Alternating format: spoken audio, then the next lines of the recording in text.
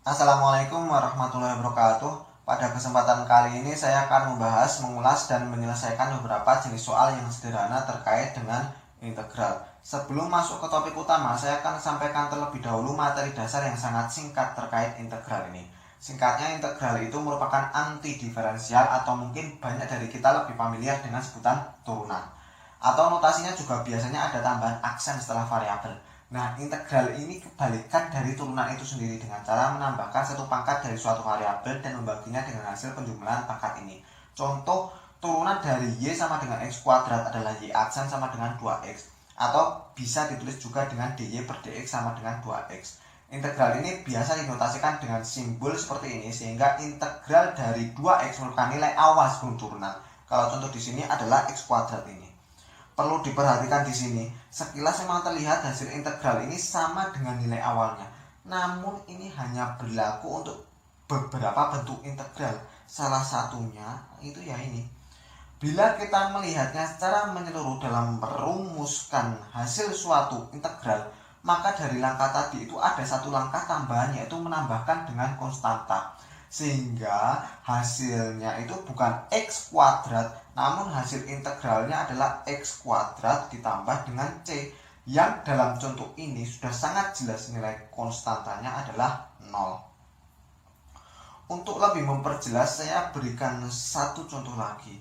Turunan dari fx sama dengan 3t kuadrat ditambah 5 adalah f aksen x sama dengan 6t.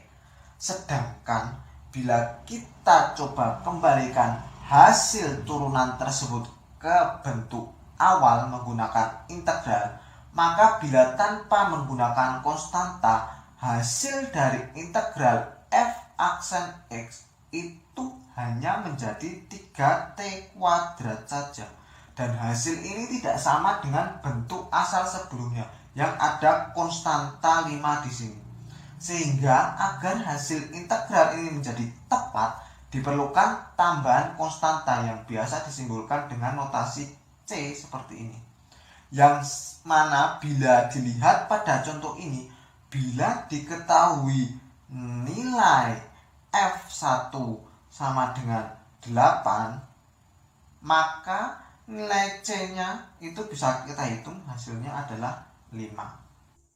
Contoh-contoh ini semua merupakan contoh dari bentuk integral tertentu. Kita lanjut ke bentuk-bentuk integral lainnya. Langsung saja kita lihat contoh-contoh sederhana bentuk integral lainnya di sini. Ada 5 soal di sini. Yang pertama adalah integral sekant pangkat 3x dx. Yang kedua adalah integral x kali sin pangkat 4 pi x ditambah x pangkat 3 dikurangi x pangkat 4 dx, di mana batas bawahnya itu minus 2, batas atasnya 2. Lalu yang ketiga ini yang ditanyakan ada luas daerah yang diarsir, di mana di sini ada kurva dan ada 2 garis lurus. Yang kurva ini dia menyinggung di sumbu x di 1,0, lalu memotong di sumbu y-nya itu di 0,1. Lalu yang garis lurus yang pertama itu dia memotong sumbu x di 3,0 dan memotong sumbu y di 0,3. Kemudian yang garis lurus yang kedua ini dia memotong di sumbu x di 3,0. Lalu yang keempat itu yang ditanyakan adalah volume benda putar bila daerah yang diarsir ini diputar 360 derajat terhadap sumbu x, dimana di sini ada kurva y sama dengan 3/4 x pangkat 2 ditambah 2 dengan ada garis lurus di sini dengan potongan sumbu x-nya itu di titik 1,0, lalu kurvanya itu potong sumbu y-nya itu di titik 0,2. Lalu yang terakhir di sini diketahui arus listrik bolak-balik I sama dengan 1 per akar dalam kurung 1 plus T kuadrat pangkat 3. Berapa muatan listrik dari T sama dengan 0 sampai T sama dengan 0,4 detik. Kelima soal ini dapat dijadikan latihan untuk para penuntut ilmu. Silahkan kalau memang ini akan dijadikan latihan. Caranya dapat dengan berhenti dahulu melihat video ini, kemudian coba untuk mengerjakannya. Setelah itu dapat dilanjutkan melihat video pembahasannya dengan melanjutkan video ini.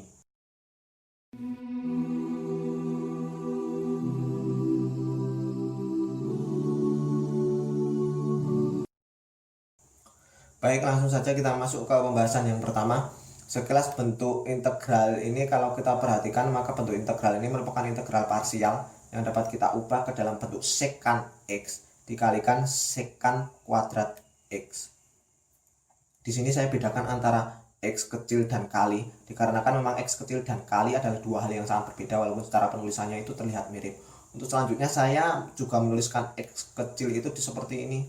Sedang kalau X kapital nanti sama persis dengan huruf X kapital pada umumnya, yang kedepannya juga akan ditemukan pada saat saya menulis sumbu X. Selain itu biasanya ditemukan perkalian dalam suatu integral tidak menggunakan simbol kali. Terkadang ada yang menggunakan titik atau sama sekali tidak ada tandanya atau langsung digabung. Kembali kita ke sini. Pada dasarnya penyelesaian integral parsial ini diambil dari formula turunan hasil kali dua fungsi yang bila variabel tersebut adalah U dan V, maka turunannya menjadi U dV per dx ditambah V du per dx. Dari situ bila diintegralkan diperoleh U kali V dikurangi integral V du, sehingga kalau diterapkan ke sini U di sini sebagai sekant X, maka du-nya adalah turunan dari sekant X yaitu sekant X tan X dx. Lalu sekant kuadrat X di sini ini sebagai dV, maka V-nya merupakan integral dari dV tersebut yaitu integral dari sekant kuadrat X dx, didapat V-nya adalah tangan X. Sehingga kalau dituliskan nanti hasilnya akan menjadi seperti ini. Nah, telah kita ketahui bersama juga bahwa sekant kuadrat X dikurangi tangan kuadrat X itu adalah 1. Maka kita ubah tangan kuadrat X ini ke bentuk identitas trigonometri yang diketahui menjadi sekant kuadrat X dikurangi 1. Ini minus nanti bertemu dengan minus, nanti jadinya plus sekant X. Nah, integral sekant X ini tidak ada di formula dasar dari integral trigonometri. Dari formula integral trigonometri yang tersedia berkaitan dengan soal ini hanya sekant kuadrat X dan sekant X tan X. Sehingga kalau dibawa ke bentuk formula integral trigonometri yang tersedia, sekant X ini perlu kita rubah bentuknya dengan mengalihkan dengan sekant X plus tan X per sekant X plus tan X. Yang tidak lain itu adalah 1. Yang kita ketahui itu bilangan apapun kalau dikalikan dengan 1 itu merupakan bilangan itu sendiri, sehingga hasilnya menjadi seperti ini. Nah, dari hasil ini kita selesaikan dengan substitusi. Bila U adalah sekant X plus tan X, maka du-nya itu adalah sekant X dikali tan X yang merupakan turunan dari sekant X ini, lalu ditambah dengan sekant kuadrat X yang dia itu merupakan turunan dari tangan X. Sehingga setelah disubstitusikan, maka sekant X tan X plus sekant kuadrat X dx dari pembilang ini itu menjadi du, dan penyebutnya ini tidak lain adalah U itu sendiri. Maka hasilnya menjadi du per U atau seper U du, yang bila diintegralkan menjadi integral seper U du adalah ln U plus C. Kembalikan bentuk U ke bentuk semula sehingga menjadi ln sekant X plus tan X. Perhatikan di sini saya menggunakan tanda mutlak karena beberapa buku yang beredar itu ada yang tidak menggunakan tanda mutlak seperti yang saya tuliskan di sini. Saya menggunakan tanda mutlak ini karena mengacu pada teori dasar integral sendiri, di mana integral f aksen X per fx dx itu merupakan ln harga mutlak dari fx. Selanjutnya perhatikan di sini ada integral sekant pangkat 3x yang itu merupakan hasil dari integral sekant pangkat 3x dx itu sendiri. Nah, di sini kita tidak perlu susah-susah untuk menguraikannya lagi, melainkan sebenarnya justru sangat mudah. Kita tinggal memindahkan integral sekant pangkat 3x ini ke ruas kiri karena ini bentuknya itu sama. Nah, jadi hasilnya itu nanti seperti ini. Langkah terakhir yang sangat mudah yaitu kita bagi kedua ruas dengan 2 sehingga didapatkan hasil akhirnya dari integral sekant pangkat 3x dx nya ini. Lanjut ke bentuk integral lain. Bentuk integral di sini ini merupakan integral tentu dengan batas atas 2 dan batas bawahnya itu adalah minus 2. Namun karena ini merupakan integral parsial, maka saya akan menyelesaikannya dengan menggunakan metode integral parsial terlebih dahulu. Baru setelah selesai dilanjutkan dengan integral tentu dengan batas atas dan batas bawah yang telah ditentukan. Sebelum saya bahas, ada sedikit catatan dan tips dari saya yang ini bisa menjadi andalan saat kehabisan waktu. Namun soal jenis pilihan ganda masih tersisa. Coba perhatikan integral tentu di sini. Ini pada beberapa bentuk integral tentu yang apabila batas atas dan batas bawahnya itu dijumlahkan dan hasilnya adalah 0, biasanya hasil dari integral tentu seperti ini itu hasilnya juga akan 0. Namun yang saya tekankan di sini itu tidak lantas bila ditemui bentuk yang seperti ini maka langsung dijawab dengan 0. Melainkan ini saya rekomendasikan digunakan bila para penuntut ilmu itu sudah benar-benar paham dan dapat membuktikan secara benar bahwa setiap integral bentuk yang seperti ini itu akan selalu menghasilkan 0. Atau pilihan ini dapat juga digunakan sebagai pilihan terakhir saat waktu tersisa sudah hampir habis. Dibandingkan dengan memilih jawaban yang lain, bila dari pilihan tersebut salah satunya ada yang bernilai 0, maka jawaban tersebut patut dipertimbangkan untuk dipilih. Baik, saya akan mulai pembahasan soal integral kedua. Metode integral parsial yang akan saya gunakan di sini adalah dengan metode tabulasi. Variabel sin pangkat 4 px ini akan diintegralkan sebanyak jumlah dari banyaknya x ini diturunkan hingga tidak dapat lagi diturunkan atau nilai turunan terakhirnya adalah 0. Sin pangkat 4 px ini akan saya rubah bentuknya terlebih dahulu dengan identitas trigonometri dari sin kuadrat x agar dapat dengan mudah diintegralkan. Dalam identitas trigonometri, sin kuadrat x ini sama dengan setengahnya dari 1 min cos 2x, sedangkan cos kuadrat x sama dengan setengahnya dari 1 plus cos 2x. Sehingga bentuk sin pangkat 4 px ini dapat dibawa ke bentuk sin kuadrat pangkat 2 yang tidak lain tidak bukan adalah kuadrat dari setengah kali 1 min cos 2 px. Lalu ini kita selesaikan aljabarnya sehingga didapatkan hasil seperti ini. Kemudian ubah cos kuadrat 2 px ini ke bentuk identitas trigonometri yang tadi telah saya jelaskan sehingga bentuknya menjadi seperti ini. Selesaikan aljabarnya sehingga didapatkan bentuk akhirnya itu seperti ini yang dapat dengan mudah kita integralkan di sini. Jadi di sini itu kita sebenarnya sudah mendapatkan bentuk lain dari sin pangkat 4 px ini. Yang bentuk ini akan kita gunakan pada metode tabulasi untuk diintegralkan. Baik, langsung kita ke bagian metode tabulasinya. Di sisi x ini kita akan turunkan, sedangkan sin pangkat 4 px di sini diintegralkan. Bentuk ini sebenarnya tidak lain dan tidak bukan adalah sin pangkat 4 px yang telah saya uraikan sebelumnya ke bentuk seperti ini. Ini jadi 1/8 cos 4 px ini dari sini, lalu minus setengah itu dari sini, 3/8 itu dari sini. Turunkan variabel x sampai mendapatkan 0 di sini. Kemudian integralkan sin pangkat 4 px hingga sampai batas turunan x bernilai 0. Setelah selesai, kalikan kedua ruas yang berseberangan, diawali dengan positif lalu negatif, seterusnya sampai batas turunan x ini bernilai 0. Dari hasil tabulasi ini berikutnya dihitung dengan substitusi x dengan batas atas di sini adalah 2 dikurangi dengan batas bawah di sini adalah minus 2. Pi di sini merupakan 180 derajat yang didapat dari keliling lingkaran penuh atau 360 derajat dibagi dengan jari-jari. Nilai dari sin dikalikan 4 px atau sin dikalikan berapapun pi di sini ini akan selalu bernilai 0. Sedangkan perkalian pi dengan angka genap pada bilangan bulat baik itu positif maupun negatif, cos akan selalu menghasilkan nilai positif 1. Setelah integral tentu ini diselesaikan dengan pengurangan substitusi batas atas dengan batas bawah, maka didapatkan hasilnya adalah 0.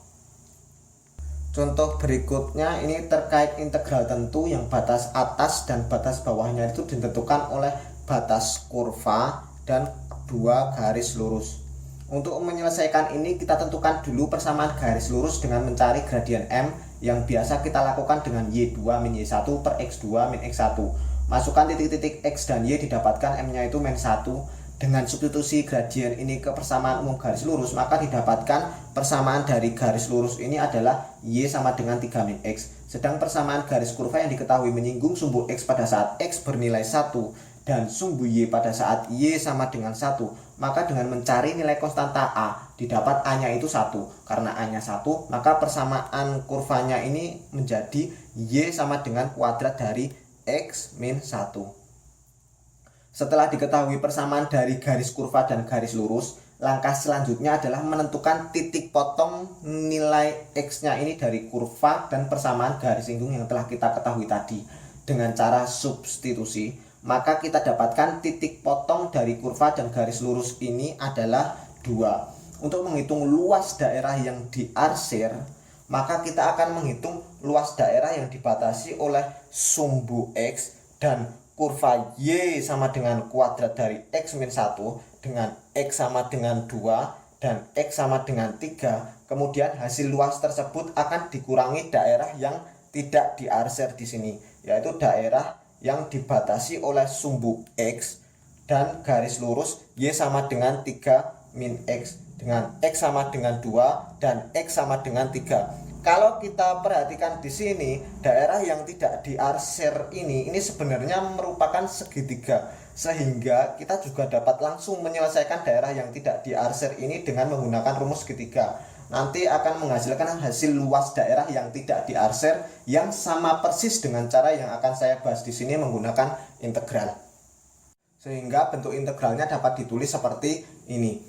Ini merupakan luas dari daerah yang diarsir ditambah dengan luas daerah yang tidak diarsir, yang telah saya tunjukkan tadi dengan batas bawahnya adalah 2 dan batas atasnya adalah 3. Serta yang ini itu merupakan luas daerah yang tidak diarsir, yang sebenarnya pada pembahasan ini juga dapat dihitung luasnya menggunakan rumus segitiga. Bentuk integral ini kalau kita lihat sebenarnya sudah sangat sederhana, jadi tinggal kita integralkan semua, hasil integralnya jadi seperti ini. Setelah itu dihitung integralnya dengan batas atas dikurangi batas bawah, yang nantinya akan didapatkan hasil dari luas daerah yang diarsir. Di sini dari yang saya kerjakan mendapatkan luas daerah yang diarsir sebesar 11/6 satuan luas. Lanjut ke pembahasan pada contoh integral lainnya di sini terkait dengan volume benda putar. Variasi aplikasi dari integral tentu pada contoh ini jauh lebih mudah jika dibandingkan dengan contoh-contoh sebelumnya. Untuk menghitung volume dari benda putar dari sumbu X, maka volumenya merupakan Pi dikalikan dengan integral Y kuadrat. Sedangkan bila yang ditanyakan itu volume benda putar diputar terhadap sumbu Y, maka volumenya adalah Pi dikalikan dengan integral X kuadrat.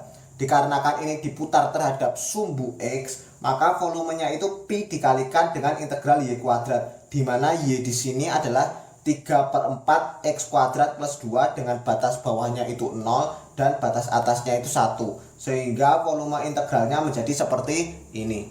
Jadi yang dimaksud dengan fx di sini itu adalah y, sehingga substitusikan y tadi menjadi seperti ini.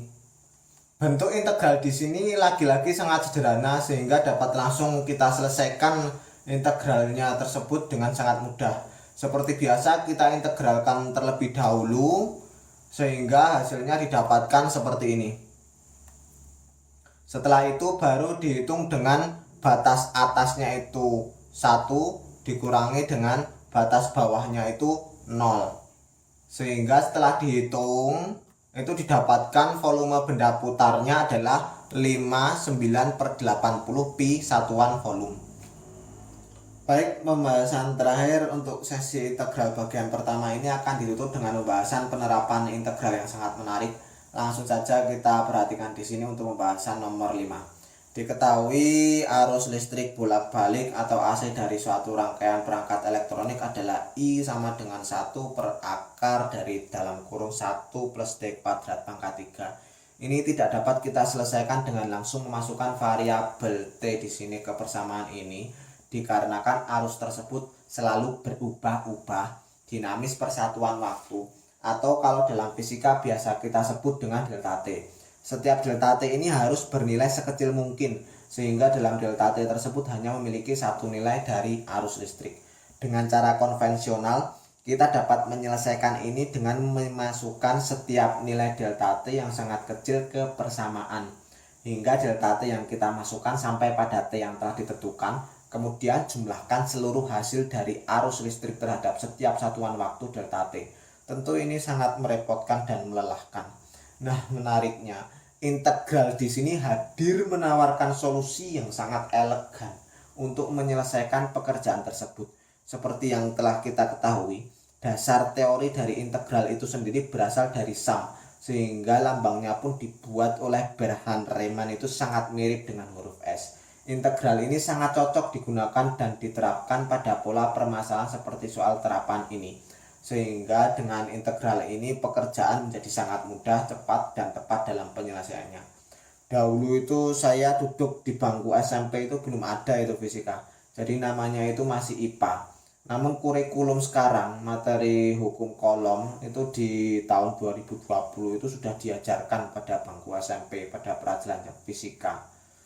Rumus dasarnya muatan listrik dengan satuan kolom atau ampere second dalam simbol Q itu adalah hasil kali dari arus listrik simbol I dengan waktu simbol T. Apabila persamaan tersebut dibawa ke bentuk integral untuk menjawab muatan listrik dari soal ini, bentuknya akan menjadi Q sama dengan integral dari I dt. Substitusi I dengan persamaan dari yang telah diberikan, maka akan menjadi integral 1 per akar dari dalam kurung 1 plus T kuadrat pangkat 3 dt.